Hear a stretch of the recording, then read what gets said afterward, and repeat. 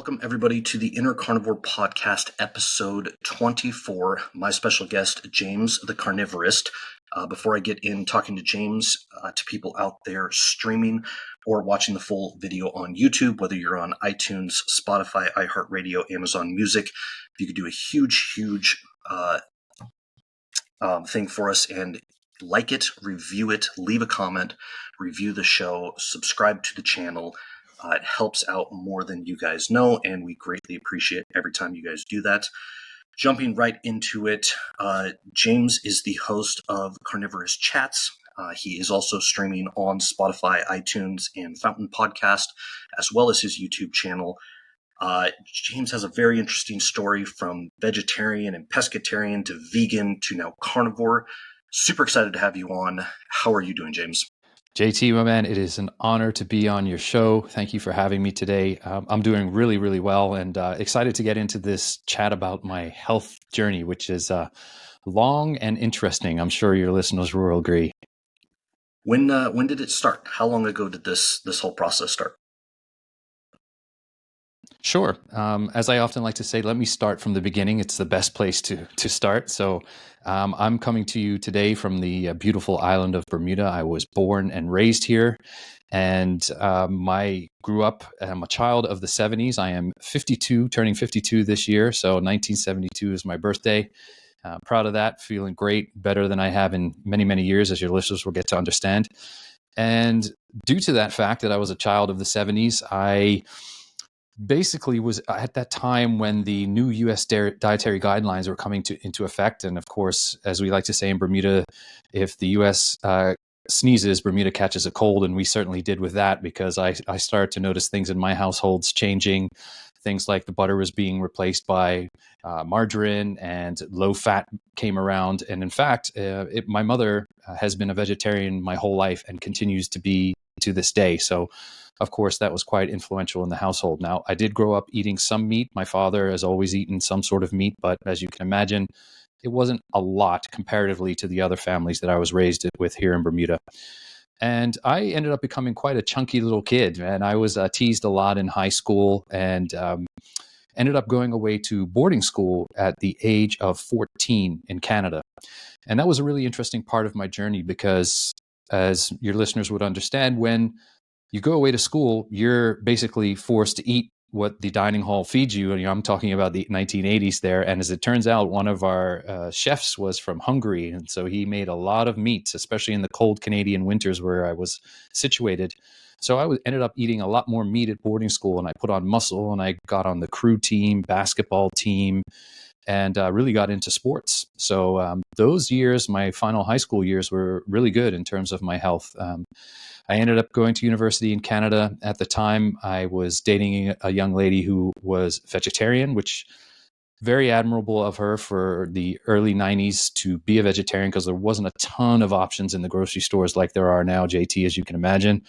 And as younger people do, you tend to eat for ease and on student budget what the other person is eating. So I ended up eating a more vegetarian diet for many years. Long story short, I ended up getting salmonella poisoning along with her one night up at university, and I made the decision that I was going to become vegetarian.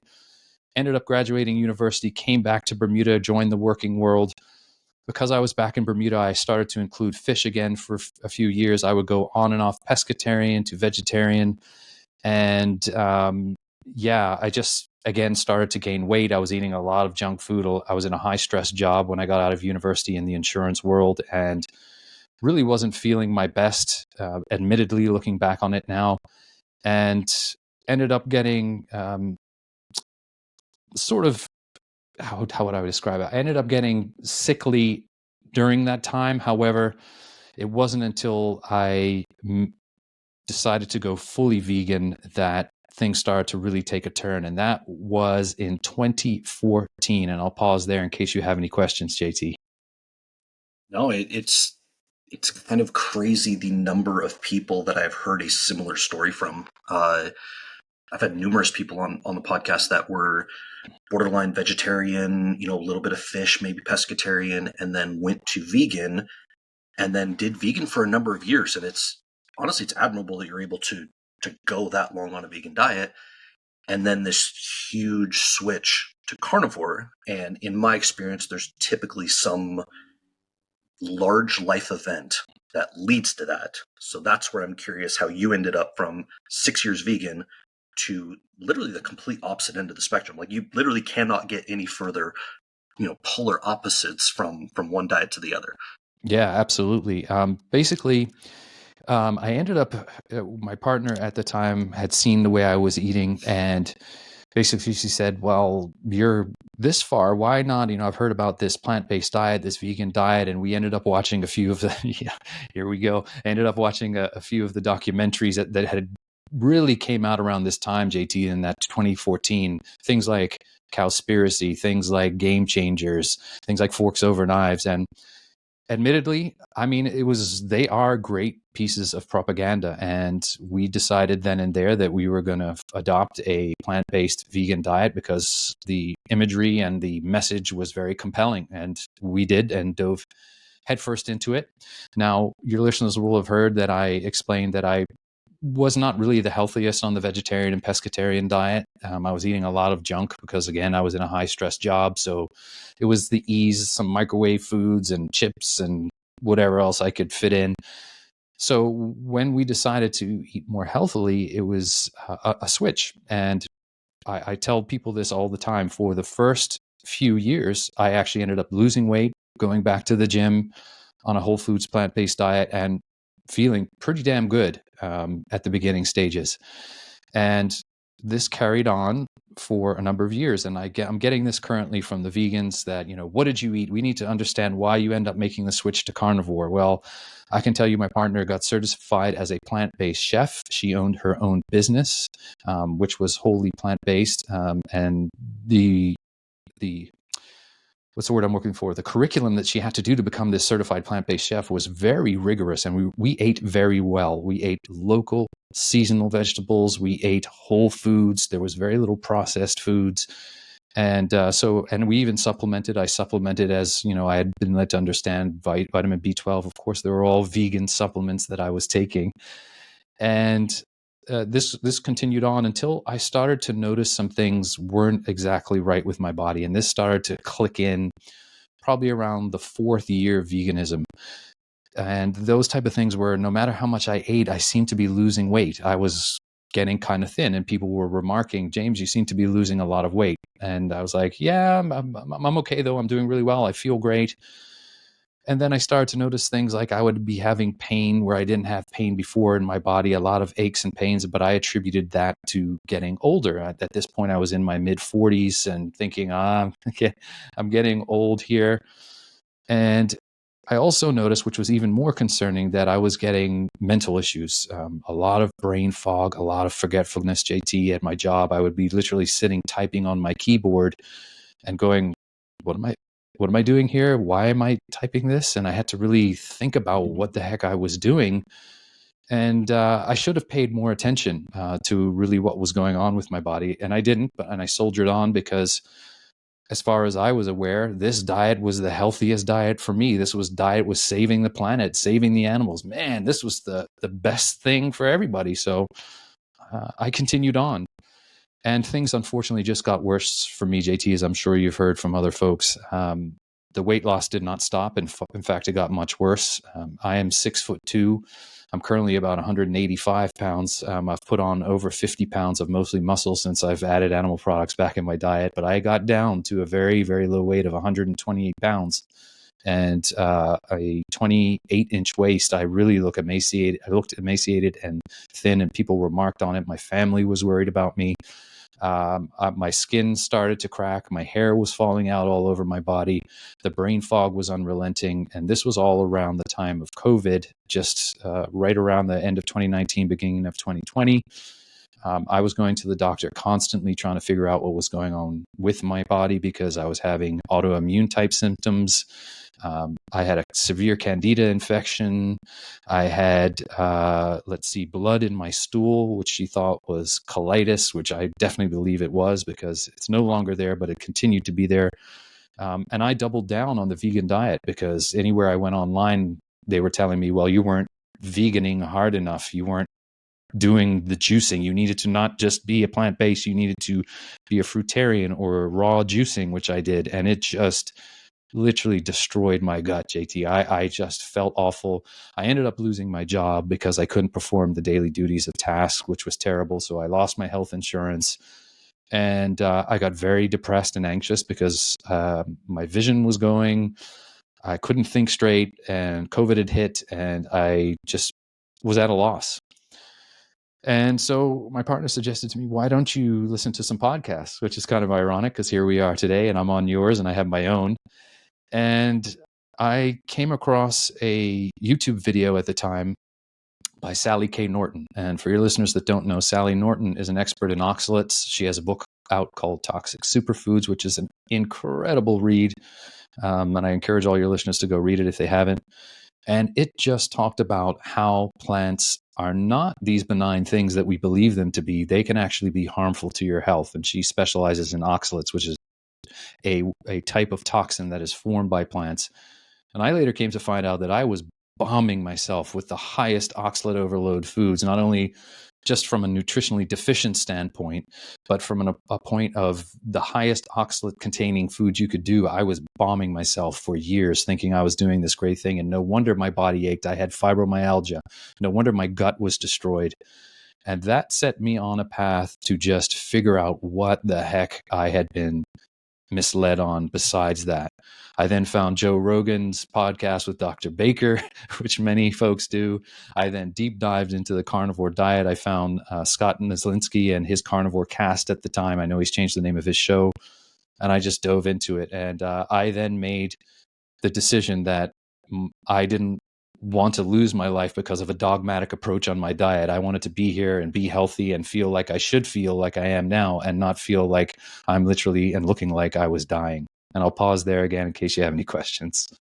Oh, that's wild to me, and especially, how long did you say that you felt good? Like, what was that time period that you were on vegan that you're like, man, I feel really good. I'm doing well. Yeah, that was about 3 to 4 years that I felt pretty good. And again, your listeners have to understand, for me, this is my experience, my N of one. I'm getting bombarded by vegans are going, look, I've been vegan for 12 years. I feel great. I'm like, okay, if your diet is serving you well and you're thriving, you do you. But there are literally dozens and dozens, up into the hundreds now, of people that have reached out to me since I've started sharing my story saying, James, thank goodness you shared your story. I was feeling terrible. I was thinking I was doing the right thing. But I would chalk that up to JT, is that was eliminating a lot of the processed garbage that I was eating and switching over to more whole foods. Now, I'm now understanding those whole foods are not exactly nutritionally full compared to animal products. And also, plant foods come with toxins. I talked about one, which is oxalate, but there's also lectins and phytates and other anti-nutrients in plant foods. So the very little nutrients that we're able to absorb out of plant foods, the anti-nutrients come in and take them away anyway. And oxalates are renowned for this because they bind to the minerals that you think you're getting from these plant foods, because they're coming in and binding to magnesium, calcium, and potassium, and you're not getting any of it. All you're getting is some fiber, and you're pooping it out, which was a big myth to me as well, because I was severely constipated at the end of my vegan journey. So fiber is definitely a myth. And my bathroom habits have changed a bazillion times for the better since going carnivore, my diet and digestion. So I think that brings up an interesting point. So as someone who has, because I think your story illustrates why a vegan diet shows up so well in studies, right? And like, we all know the shortcomings of nutritional studies. One, it's very difficult to accurately track somebody unless you literally have them, locked away in a research center, and you can monitor everything that they do. But you see this with almost any diet, is as soon as you go away from the ultra processed foods, health improves. Like, and it can literally almost be anything. You could go, fruitarian or vegan or carnivore or paleo, keto, like whatever it is. As soon as you get rid of the processed foods, health improves. So, like, when I'm hearing this story, all I can hear is the vegan, and I'm sure what they've said currently is the vegan comeback, right? oh, well, see, the same thing's going to happen to carnivore, but it's going to be worse. Like, you're going to feel better because you were doing veganism wrong. You started adding some foods, you feel better, but just wait 3, 4, 5, maybe 10, 15, 20 years, you're going to get cancer and die. So how do you wrap that around in your head that you're getting better on carnivore, just like you got better on vegan, but you think this is better path lifelong as opposed to what you were doing? That's such an excellent question, JT. And, I'll be honest with you, that is the first time anyone's asked me that question. So I'm very pleased that you did that. So, as your listeners and you will have heard, I literally did a deep dive into diet and nutrition because I was trying to figure out my way back to health. And I started listening to folks like a gentleman I just had on my podcast the other day, Dr. Bill Schindler, and how we ate ancestrally and how our brains developed through eating animal foods and specifically animal fat, and how nutritionally animal foods are one of the most nutrient dense foods that we can find and with the least toxins in them. And I started to realize that if I wanted to feel optimally, that I had to center my food and my plate around nutrient dense animal foods. And the advent, as I understand it now, of most modern diseases are because of the introduction of highly processed food. And I started to realize, well, that's exactly kind of what happened to me. You heard my story in university. I started to add a lot of ultra processed foods, as a lot of university students do, because it's cheap and you're in university and you're out partying and doing all that fun stuff. And my health definitely went sideways for a while, even though I was still, quote unquote, supposedly eating a healthy vegetarian and pescatarian diet.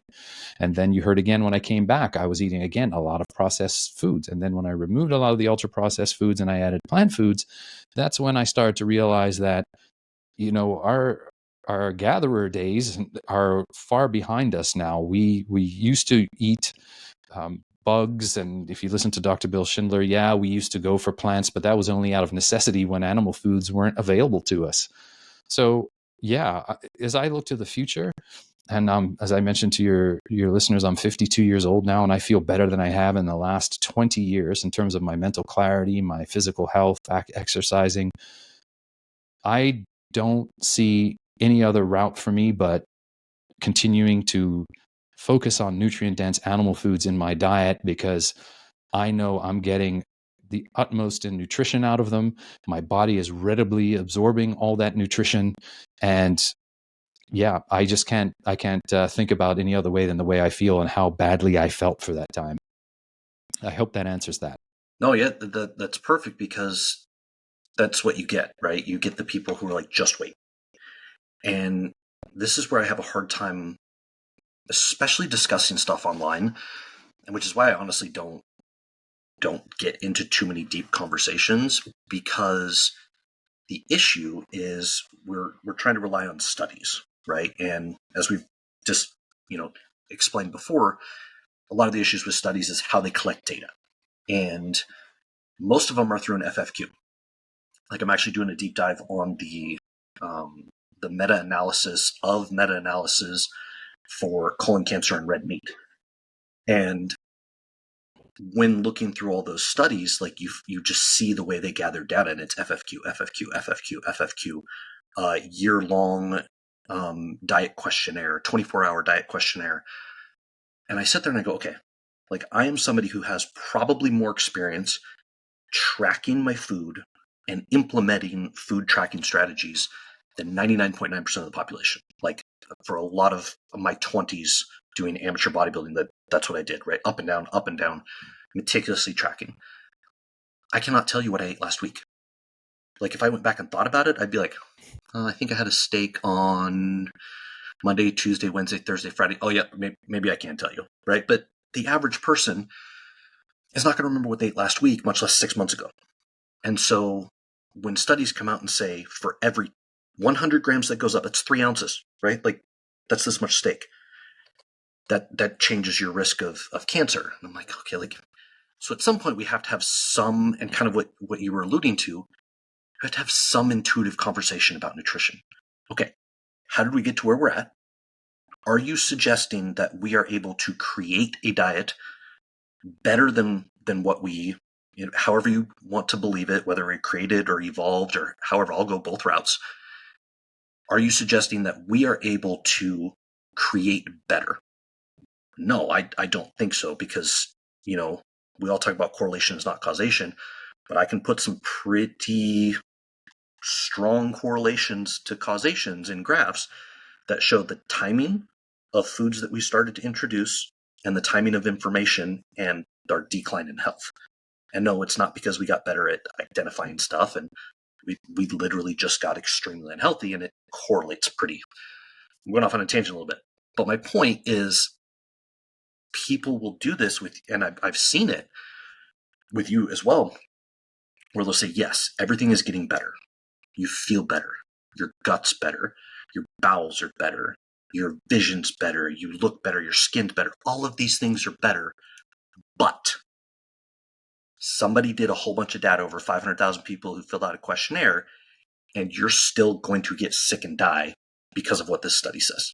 Yeah, I mean, one of the books, and I'm an avid book reader, as I'm sure you are too, JT, that I read this past year, and I can't believe that it took me that long to find it, was, of course, Nina Teichel's Big Fat Surprise. And, from a journalistic perspective, when she came out and started to really question a lot of the stuff that had been put out by our dear old friends, and I talked about the U.S. dietary guidelines, the McGovern Act back in the 70s, and our old friend Ansel Keys, who vilified fat wrongly, especially LDL cholesterol. I mean, we are still behind the 8 ball of that man's basically lying on his epidemiological studies to this day. And I was thinking the other day, there are generations of people that have suffered their health because of going low fat, like myself, in the 70s, 80s, and even 90s. And now, finally, at least the governments are coming out and saying, okay, we might have made a mistake. Fat is not the villain at play here. It's more than likely sugar, insulin resistance, diabetes, and metabolic unhealth. But it's crazy. And when I start to really, as us ex-vegans like to call it, red pilled by the old steak, and you start to open your eyes and really see what the truths are, because again, a lot of this stuff out there is, and I'll be discussing this on an upcoming podcast that I'm going to be on, is the myth around emissions from cows, and cow farts are destroying the environment. Again, if you actually dig down into the numbers, like Jane Buxton, the great plant-based con, did, read the book. They are misrepresented immensely, especially in the documentaries, the propaganda pieces. Fossil fuels and transportation way ahead of cows. They're being vilified because of an agenda set forth by, unfortunately, a long time ago, the Seventh-day Adventist Church, John Harvey Kellogg. You've got to eat all these plant-based foods because you're going to be sinning if you do not. And again, there are still people entrenched in this way of thought. And it's amazing to me. And I'm one of them who fell victim to this propaganda and literally bought it hook, line, and sinker, as I like to say. But I'm just thankful that I was able to see my way out of it and understand how we ate ancestrally, and also how nutritionally different those styles of diets are. Again, I go back because I know some vegans are going to be watching this and going, well, I've been vegan for so many years and my health is fantastic. I'm happy for you. But just be aware that it is my belief that fundamentally those deficiencies are going to catch up sometime. Maybe not now, maybe not a year or two from now, but as you get older, whether it's, again, thank you, Dr. Chafee, these modern diseases are a combination of deficiencies and toxicities. We know inherently, we know the graphics and the literature is out there, how deficient certain plants are in certain things. I'm thinking of all the essential amino acids. I'm thinking of animal fats and then EPA, DHA, things like that. And then when you combine it with the toxicities, which I've also mentioned here on your podcast, JT, the oxalates, the phytates, it can't be sustained long term when ancestrally this is the way humans' digestive tract is meant to eat. We're meant to consume animal foods. I'm sorry, we do not have this huge cecum. Are not hindgut fermenters like gorillas, like the vegans like to compare themselves to. We can't eat all this fiber and cram it down there. We have highly acidic stomachs. This is why we're designed this way. Why do you think we have a gallbladder that squeezes out and a liver that functions? It's all to help digest the fat from animal nutrition. That's where I'm going to leave that one there. Yeah, I completely agree, and it's again, it's this notion that we have somehow found a better way than our entire human existence, and the thing that they always go back to is life expectancy, right? And I've said this on almost all of my episodes. I don't care about life expectancy. All that you are telling me is that we have found a way to keep people alive. Like, just look at the fatality rate of first heart attacks. Most people don't die from their first heart attack now. Like, that is not as common as it used to be. And congratulations, you're not making people healthier. You're just able to keep them alive. Like, I lost my grandfather a few months ago, and my wife lost her grandfather within like a couple days. And both of them, we watched this slow decline. And we're talking over the course of 10 years, just slowly and slowly and slowly and slowly. And I'm not suggesting that modern medicine should not try and keep people alive, but that's all modern medicine does. Modern medicine keeps people alive. They keep them from dying from infection. I'll give you that one. Penicillin. It led to a lot of other issues, but that was a big groundbreaking discovery to help with our longevity and our being able to live longer. But modern medicine is not making us healthier. Like, every metric that you look at, we are less healthy now than we were even 70 years ago. And I feel like we keep trying to invent ways to be healthier rather than just going back to what we've done. Like, you cannot look me straight in the face and tell me that we did not survive. Whoever it is, somewhere you are only here because your ancestor was a decent hunter. Like, I hate to break it to you, like, somewhere down the line, somebody was a decent hunter, and that's why you survived. There you go, right? Like, you can't tell me that it's because they foraged better for potatoes. Like, I mean, maybe, at some point in history, but it's just wild to me that the mental gymnastics that people will go through to disprove that this is how we got here. Oh, 100%, man. And yeah, I mean, if you, like Dr. Ken Berry said once on X, Twitter, whatever you want to call it, he made one tweet and it just went, as Dr. Berry's tweets are wont to do, went viral. And he said, "The vegan diet is unprecedented in human history." And he was absolutely correct. I mean, you look back for thousands of years, we were always prioritizing animal foods.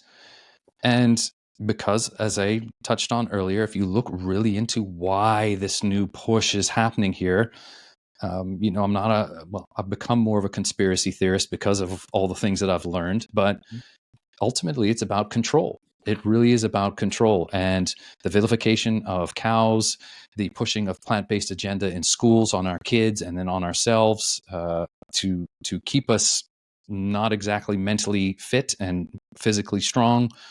These are all things that are really should be questioned by a lot of people. And of course, they tie in this empathetic view of, the animals are suffering. And hey, JT and I are not advocating for feedlot system here and CAFOs. We're not. But true regenerative farming, where cows and ruminant animals are rotated on the earth, is one of the few ways we're actually going to continue to be able to provide enough sustenance for our ballooning population here on earth. And that includes the vegans. So if they continue to vilify and talk about, get rid of all the cows, I don't know where they think their crops are going to come from, because the soil is created through the cycle of these cows, and especially regenerative agricultural, that's pulling more carbon out of the air and then it's emitting. And you just need to look at and read the book by Will Harrison, White Oak Pastures, The Bold Return to Giving a Damn, to really understand what's been going on with fertilizers and the growing of cover crops, monoculture, agriculture. And it's scary to the point we're at now. We're foregoing all the stuff that made us who we are today in the hopes that this plant-based movement will save us. But if you look back at any plant-based civilization, it's ended in disaster. That is a fact for sure. It's funny you bring that up because I interviewed a guest who, similar story, like was long-time vegan, I think like 8 years vegan, from the time she was in high school into her 20s, and had a litany of medical issues. And ironically enough, she's a soil expert. Like, she works with farms on soil issues. And, you know, I was talking, I was like, so what caused this switch for you to go? She's not 100% carnivore, but she's pretty close. I was like, what caused this switch? And she's like, I actually just looked at it. I worked with vegan farms, and I worked with, you know, standard farms that used animal products for fertilizer. And I realized the issues that we were having with the soil. Like, just go look at soil. You've seen the crop, the crop with the roots, and they'll show you what the difference between a monocrop and, you know, like grass with pastures. And she's like, and I looked at it and I was like, I realized I was being hypocritical, you know, proclaiming that vegan was better for the environment when I'm literally looking at it and it's horrible for the soil. And I'm probably the most inclusive of plants of most carnivores. I personally don't eat very many, but I think there is a time and a place, and I think that is part of our, you know, our ancestry, right? Now, I think we've messed those plants up a lot, you know, from the way that we grow them to the GMO to, you know, the fact that fruit has exponentially more sugar and fructose than it did, you know, originally, to all of these vegetables that we basically, like kale. Like, kale was created for famine. Don't quote me, but I think it was in France where it was like, hey, we're gonna create this plant that's really hardy and it's not going to die, and we might be able to live off of it. And you take all of that, and then you take into the fact that agriculture today is not based on what's good for the environment. It's not based on what's good for the soil. It's literally based on what of these GMO seeds is going to produce me the most crop and pay me the most money. Now, do I fault farmers for that? No. But you can't tell me that that's a system that is what's going to save our world, when I know for a fact that it just absolutely destroys soil and is completely worse for the environment than if you just let animals do what they were supposed to do for the entire existence. I just so eloquently put it there, JT. Completely agree. And, you know, they often talk about cows and ruminants are destroying the environment and nature. Hello, they are nature. They are what's creating nature for us. These are how the hordes and scores of ruminant animals that roamed, especially the United States. We go back to the buffalo bison herds before the elk herds created the topsoil that was able to allow us to grow all this monocropped agriculture that we are now, that's literally killing the soil as we speak. And again, Will Harris, White Oak Pasture is a huge one. But I just want to go back on listening to our bodies, JT, because I should have listened to my body. My body was literally screaming, "What are you doing? Your hair's falling out. You're losing weight. I'm telling you, your testosterone is in the toilet," which happened to me. Libido left me, brain fog, but still you're dogmatically sticking to this way of eating. Hello, what's going on here? All right, you're not listening. I'm going to make you almost bedbound, which I did. I'm going to throw fibromyalgia at you, which I had. I'm going to everything. But still, I stuck dogmatically. And I wondered why I was craving fat. And I kept going back to eating all this coconut manna, which was as a fat. And I was eating it out of the jar. And JT, I was constantly, you hear the stories about vegans always being hungry. I was always eating. You see the videos online of what I eat on a day on the vegan diet, and I can't believe the amount of food these vegans are packing in. Well, actually, I can, because I was very high too, but even when I went to bed, I'd have food beside me. Before I slept, I was eating. When I woke up out of bed, I was like, I gotta eat. The hangry is a really real thing. You also see the videos of ex-vegans who take their first bite of food. For me, it was a piece of salmon after 6 years of strict, and yes, vegans watching this, I was very, very strict, not a piece of animal food, not a piece of animal fat, nothing animal related for 6 years.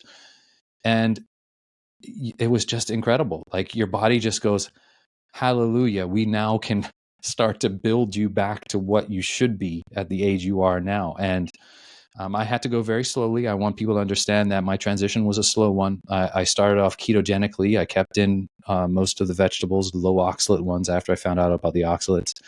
Ironically, it wasn't for me adding animal foods back that I had the hardest time. It was the removal of the vegetables entirely from my plate was the hardest part for me, which now I can't believe I even had an issue with that. Like you, I do keep certain things back in because of my high oxalate past. So, for instance, I will have a couple of blueberries in most evenings, but the rest of my day is all animal foods. I do drink a little coffee. But that's just how I do it. I went strict carnivore for a while, but realized that, through oxalate dumping, that I need to include a little bit of plant foods. It seems counterintuitive, but it tells your body just to slow down on the dumping process. It helped me. But yeah, I mean, you see those videos online of the young lady who took her first bite of steak in years and how she just lit up with a smile and almost started crying. I could literally feel my body from the inside going, hallelujah, we can live. And the time that I started to be able to digest steak, red meat for the first time was just incredible. I mean, my brain coming back online was just the best thing for me. I literally thought I was getting early onset dementia or whatever it was. And I'm just so thankful that I came across folks like yourself and like the other podcasters who are out there just saying, well, hold on a minute, let's really take a look at what's going on here, because, it's not exactly true. Is a lot of exaggeration. There's a lot of fabrication out there, and let's really nail down what's happening here. So I appreciate it, man. Thank you. Yeah, no, absolutely. And I love hearing stories of yours because you get like I've interviewed some crazy stories. Valerie Smith just dropped last week, and I've said this before. Like I borderline, like I couldn't believe it when I first heard the story. I was like, "There's no way! Like there's no way that like I'm a big believer in diet, but I was like, there's no way that all of this stuff could have happened. Like I was like, there's got to be something, right?" And so when I talked to her, like I honestly could have done a 2-hour podcast with her. Like I had to cut it. I was like, hey, like I'm just trying to keep all of these, relatively similar in time. Like I have to cut this, but we need to have you back on because just talking and listening to her story is amazing. Like from literally the depths of you're going to die or you're going to be in a psych ward for the rest of your life to absolutely thriving and vibrant. And so you see those. I come from a different perspective though. And so I feel like a lot of people will see all of these stories and go, well, I don't have it that crazy. So I don't need to adjust. Like I don't need to change how I eat. I don't have any of those issues. I didn't really have any of those issues either. Like like I said, most of my 20s, I was very, very fit. And people will try to use this every once in a while. They're like, you didn't build your physique on carnivore. And I was like, I never said I did. Like, no, literally nobody says that. And so I started to lose my biggest thing is I needed to lose weight, right? But I needed to feel better. And the losing weight was just my food choices. And I started to lose weight eating Whole30. And I did that for 90 days. It was just whole food. And that's supposed to make you feel better. No processed food, no nothing, no alcohol. You're supposed to feel better. Like as soon as you remove processed food, you're supposed to feel better. And I didn't. I lost weight, but I didn't feel better. And so me going to carnivore was strictly out of no health issues, except for the fact that I didn't feel good. And I was like, I feel like after I eat, I should feel okay. I should have energy throughout the day. I shouldn't have these lulls of, I'm going to take a nap at 2:00 in the afternoon, or right after I eat, I got to like, just give me a minute. Or what you were saying is like, always have to have food available. And so I come from a perspective of, I just wanted to feel better. And as I started getting into carnivore, I instantly felt better. And then as I started getting stricter, I felt even better. And then conditions I had no idea were related, skin conditions, psoriasis, like not bad, but little stuff. And all of these things started happening better. And, people won't believe it, but I have pictures out there. Like I was going really thin, all the way up, and I started to regrow some hair. And I keep it short because it's just easier for me. But all of these things started getting better, and then I'm like, why? Like, I know diet's a thing, but I've experimented with a lot of different diets. Never vegetarian. It's always been meat. But I've done the bro science diet, right? I've done chicken and rice. I've done chicken and broccoli, oatmeal. Why am I feeling so much better? And to your point of listen to your body, that's why I'm carnivore. Like, I am carnivore because I feel immensely better eating this way as opposed to literally any other way. And people will bring up the carbs. Well, just eat clean carbs. And I literally feel better without. I feel better if I don't eat fruit. I feel better if I don't eat rice, sweet potatoes. I just feel better. And until you realize that you don't feel good, a lot of these people do. They're like, I don't have these problems. I don't need to go that extreme with the diet, right? Oh man, it's so true because, again, not to belabor the point, but going back to my digestion on a plant-based diet, just not having the constant bloating, gas, pain, eating all these legumes, all this fiber. It was just incredible, man. And no matter how much at the end there, unfortunately for me, I was stuffing down my pie hole because I'm getting a lot of the comments now. Oh, dude found out how to eat a calorie dense diet finally. And it had nothing to do with caloric density, man. It had to do with the right nutrition for my body. And I was stuffing so much down my pie hole and not putting on weight and just feeling terrible. And, you talk about Valerie, incredible story. I've had her on my podcast as well. And along with Brett Lloyd and Robin Dobbins, who is on X, who healed her bipolar disorder. The mental ones for me are some of the, all puns intended, craziest healing stories that you can hear because you never think of that, like you said, that mental with the diet aspect. But I'll tell you a story. I mean, I noticed that I was always an anxious guy. I was very anxious, and I'll leave it at that. I was anxious, and then I started to get more depressed in my vegan diet at that 4th year, and I just chalked it up to I'm aging and the aches and pains. And I went and saw my doctor, and he ran a couple of mental tests on me and said, I'm going to put you on antidepressants. Now, I never ended up taking them, but I'm like, Doc, are you sure it's this? I've never been depressed in my life. I mean, I've had some anxiety, but I've never been depressed. He goes, no, I think you got a little depression here, James, setting in. You've been through a lot in your life, and I think you got depression. I never ended up taking the medication. It's exactly like you said, JT. I didn't realize how anxious and depressed I was until it left me. You don't know how good you feel until it's gone. And all those things, every single one of the things that I've listed has now either been reversed or is so much better that I don't notice it anymore on a daily basis. It's just crazy. And you hear these stories every day. And again, vegans listening to this, if you're feeling 100% your diet serving you well, you do you. Please. However, JT and I have talked to enough people that have put some significant illnesses in remission on a mostly animal-based or carnivore diet that there is something to these anecdotal evidence that we're putting forward. And I mean, you talk about Dr. Baker, he's literally in the thousands now of people he's spoken to of people that have healed severe illnesses. And yeah, it's an incredible way of eating. It's an incredible way of feeling. I never thought again at my age that I'd be able to feel this way, to be able to exercise and recover this way. I mean, recovery from my exercise now is like, it's a cakewalk, or I should say it's a steak walk. It's non-existent. I feel the next day like I don't have any DOMS, which is delayed onset muscle soreness. For those that don't know, I feel great, and it's awesome. So yeah, sorry, I went on a bit of a tangent there, but I just had to get that out to your listeners. No, that's perfect because I don't think people realize what inflammation does and how foods affect your inflammation. And like a big one for me, I was a gym bro, right? Like for most of my 20s, and like protein farts, right? Like everybody who has ever been around a gym consistently, it's almost like a badge of honor. Like I eat so much protein that I have the nastiest farts you've had, like so much so that, your significant other is like, okay, like we gotta talk, right? That's not normal. Like, and I eat as much, if not more protein now than I ever did before. Like I eat well over 200 grams of protein every day. That's not normal. Like, I literally do not, maybe once in a while, I just don't fart anymore. I'm not bloated. And that is the number, if there was one thing that I would say has been the biggest change, it's I'm not bloated and lethargic after eating.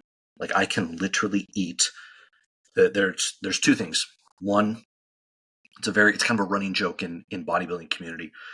When you're cutting, like, you wake up first thing in the morning, right? And you immediately go take your progress pictures, right? Because that's the leanest you will be all day. Like, you're starting to see your abs, you're starting to see striations. You're like, perfect. You go and you sniff water. Like, you just get water up to and all of a sudden you lose it all, right? And it looks like you gained 20 pounds and you're pregnant. And that's normal, right? And then you go through the entire day getting gradually and gradually more bloated, more, puffy looking. And then you sleep and it starts all over again, right? And it's just this vicious cycle, and you only look super good and you're worried about spilling over. I eat one thing and all of a sudden it looks like I'm not in shape anymore. I can now eat a 16-ounce, 20-ounce, 24-ounce ribeye, finish the whole thing, and then walk out and work out. Because I do not feel any different. The only thing that's different is I might have been hungry before and now I'm not. So it's mind-blowing to me, and people don't realize that. They think that's normal. I'm like, when you actually experience that that's not normal, I think that is enough for you to not go back to the way you were eating before.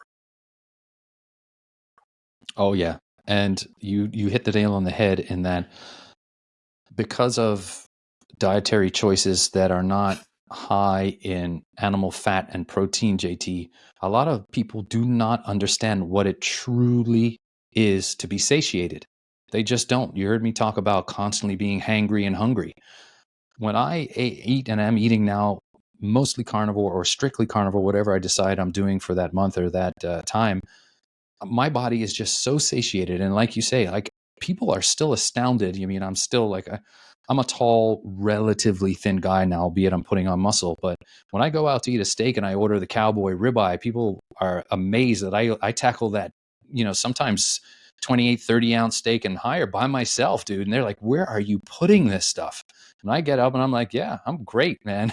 Yeah, I feel completely full and satisfied, but I don't feel overly stuffed. I don't feel, my body is satiated. Now, may I delay and do a little fasting the next day because my body's telling me, no, we don't need to eat. We're good, man.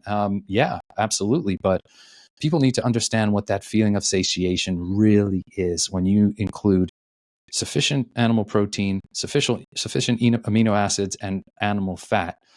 There's nothing like it. That satiation where you're just like, you know, it's just incredible. And people often ask me, JT, don't you get bored of eating the same thing every day, man? I just see your pictures, James. All you do is you have your burger patties, your eggs, your bacon, and then steaks in the evening. Never, not once have I ever not gotten excited about my food, even though it's the same, mostly the same. When I will switch out once or twice a week or every couple of weeks and have some white meat, maybe some chicken wings or some pork or something like that. But primarily it's ruminant meat, some beef bacon, and pastured eggs, and then steaks in the evening.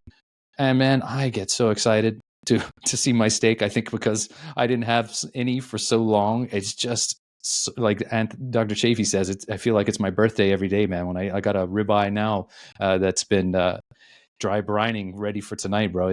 I'm looking forward to it again. Like, my mouth's watering thinking about it. Yeah, I get that too, right? I get that a lot. I also get the too restrictive, and I'm like, you have to understand, when you realize, yes, I still like certain foods that are not good for me, and I probably more so than most, probably because I have 15 years of very dedicated, hardcore, dieting, where my willpower to not eat food, I've literally practiced that for a very long time. That is not the big struggle for me. So I will have some indulgences once in a while. But when people talk about it being restrictive, like, you've got to stop thinking about it like a restrictive diet, and I can't have that. When you realize, even now, even after I eat it, whatever it is, chocolate, cake, candy, whatever it is, You feel good right away, right? You're like, dopamine, ooh, this is awesome. And then you don't feel good. And you literally go, why? Why did I eat that? Like, I know how I can feel. Why do I want to not feel good? So no, it's not restrictive. I'm choosing the things that make me feel good, which is funny because that's our entire life. Like, people revolve their entire life around choices that make them feel good. And if they don't feel good, they try not to do it. Like, it's why we spend so much time on our phones. Like, the dopamine hits. It's why we spend so much time on TV, video games, virtual reality. Like, we want to escape to a place that we feel good, and we don't have to deal with all these other issues. I'm telling you, I do that with my food, and you think it's the craziest thing ever. You go like, but restrictive, that's not sustainable. You can't do that. What are you talking about? What do you mean I can't not feel good every day? Like, I will always come back to this because I feel good. Like, I don't understand how that's so hard for people to wrap their mind around. Oh, absolutely. And if Valerie was here, she would say, the same thing.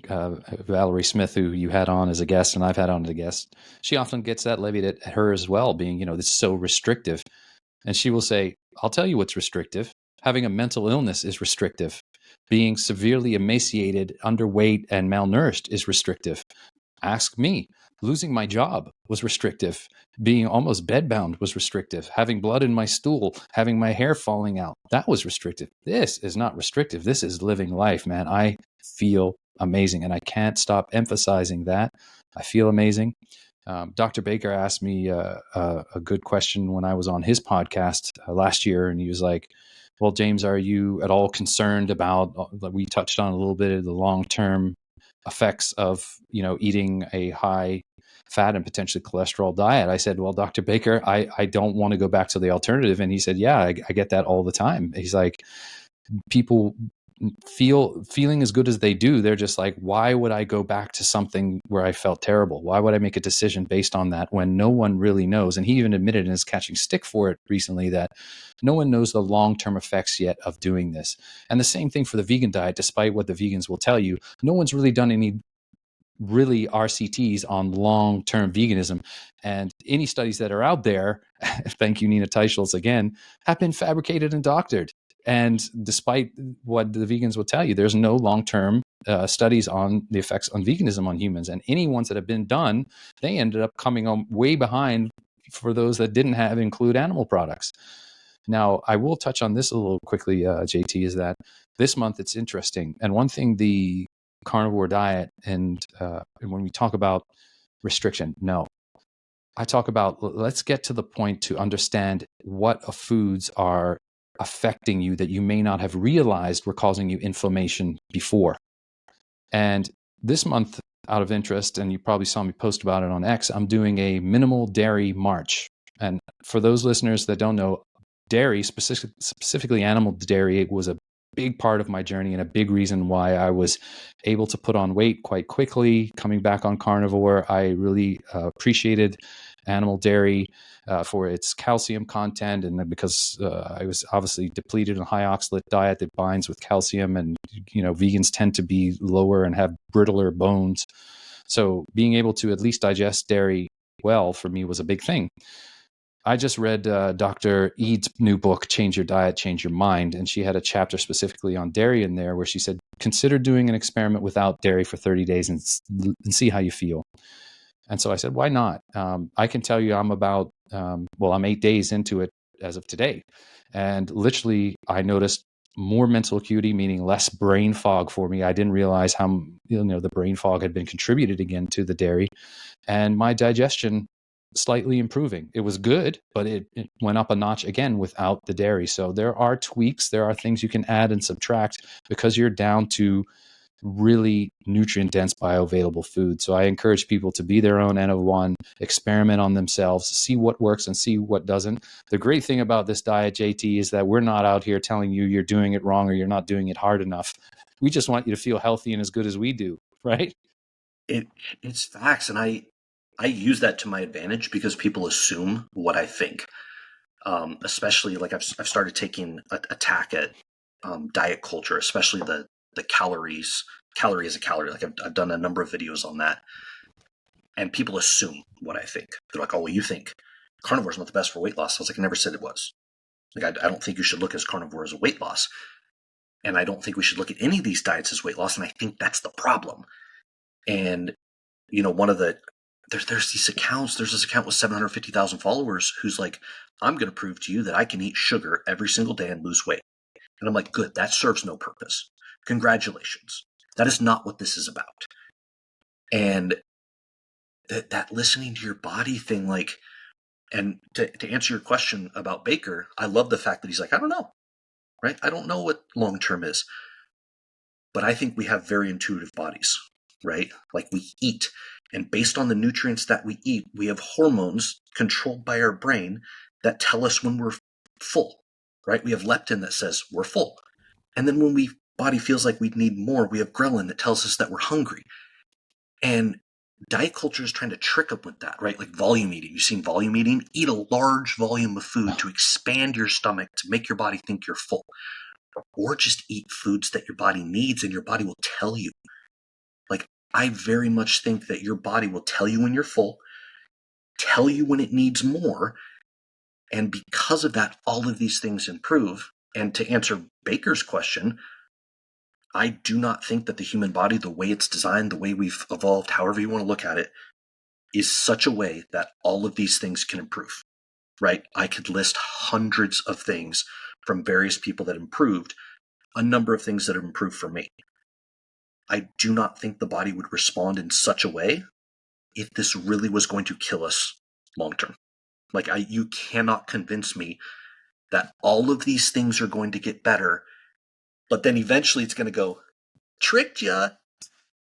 And I'm like, you know what? And if it does, I would rather be healthy and vibrant until I was 70 than be in a geriatric, long-term assisted living facility for 10 more years. I'll say that right now. I don't care. I want to feel better. I want to improve all these conditions, and then I want to continue. And as long as my body keeps telling me that what I'm doing is good for it, I will continue to do it because I think that's more important than a couple FFQ meta-analysis that tell me I have a 6%, 17% greater chance of colon cancer. Oh man, so well said, JT. I mean, the noise in the dietary space is just insane. It is absolutely crazy. So I do feel for folks that are going, okay, well, I've been told this is bad. I've been told this is bad. What the heck am I supposed to eat? And it goes back to, all puns intended, listen to your gut. What is your gut telling you? How did we eat ancestrally? What provides you with a level of satiation, a level of feeling good that you don't experience from any other food? Yeah, you might get that initial, if you're eating, God forbid, all the sweet stuff, that you get that hit of, like you said, dopamine and sugar hit. And then, like you said, you just crash. But that long term, that lasting feeling of just, I call it the carnivore zen. I can't describe it any other way, man. You just feel at ease mentally, at ease physically, and the world, despite what's going on around you, is going to be all right, man. It's just good. Before I was constantly on edge, all wired all the time. Now life can throw pretty much anything my way, JT, and I just feel, all right, I can handle it. It's okay. I got this. And I'm so thankful for finding this way of eating and just experimenting on myself. I encourage, again, people to just try. My post that the vegans are attacking me on now, as they're all riled up, is the one that said, this is the difference between me, a before and after photo, and I just encourage you to try it for 30 days. I'm not ramming it down people's throats saying, you are an awful person if you do not try this. You are against God or whatever. I just want you to just try something for yourself for 30 days. If it doesn't work for you, okay.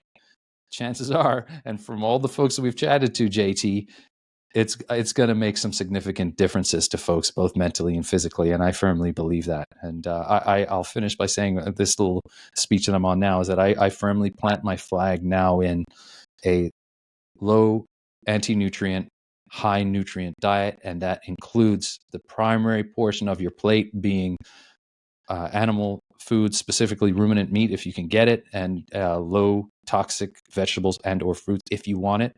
Hey, if you want to go fully carnivore, even better in my opinion. Even better. Absolutely. I really appreciate having you on, James. For anybody who has enjoyed this conversation, James is a great follow. I believe it's the _ carnivorist on your social media Yes, sir. platforms. It's also Carnivorous Chats on Spotify, iTunes, Fountain Podcast. I got to check that one out. I'm not on that one currently. And on YouTube. He has had a ton of great guests. I look at your guest list and I was like, man, I got to up my game a little bit. I got to get some of these people on here. Fantastic stuff. He's a great follow. Give him a follow on X, Instagram, and YouTube. Thank you very much for coming on, James. For everybody who has listened, appreciate it, and we will see you guys next time.